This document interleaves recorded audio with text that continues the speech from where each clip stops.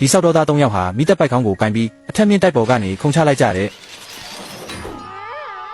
အောက်မှာသာအမိုးခံရှိမနေရင်သူတို့တွေတစီဖြစ်သွားမှာအသေးချာပဲအဲ့ဒီနောက်လမ်းဘေးကနေဖြတ်သွားတဲ့ကုန်တင်ကားတစ်စီးကိုတုံးချပြီး၃ယောက်သားကဆက်ပြီးနဲ့ကားနဲ့ချိတ်ပြီးလွယ်လိုက်ဖို့လုပ်နေတာပေါ့ကားဖြတ်သွားတဲ့အချိန်မှာပဲဆောက်တော်သားကတန်ချိတ်နဲ့ကားနောက်ပိုင်းကိုအမြန်ချိတ်လိုက်ပေမဲ့အတော်ကြာတဲ့အထိဆက်ပြီးကမရွှေ့လာလို့နောက်တစ်ယောက်ကိုမေးကြည့်မှကျိုးကိုနောက်ကနေချိတ်ထားမှန်းသိလိုက်ရတဲ့အချိန်နောက်ကျသူအားခဲ့ပါပြီ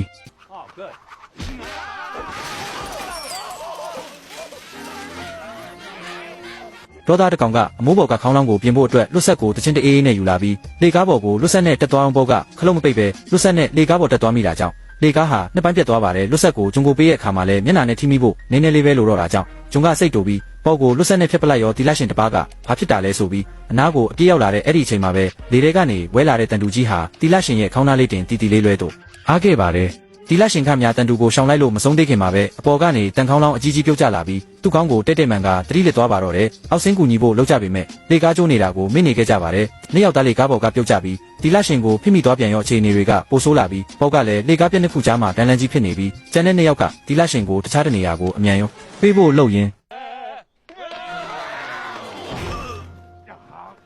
အသက်ရှူနေသေးတာကိုမြင်တော့ဂျုံကတီလာရှင်နိုးလာအောင်ရေနဲ့ပတ်ဖို့လှုပ်လိုက်တဲ့အခါရေပုံးလေးကျနေတဲ့တန်တူနဲ့ထပ်မံသွားပြန်လာကြောင်းတီလာရှင်ကများတတိပြန်လစ်သွားရပြန်ပါတယ်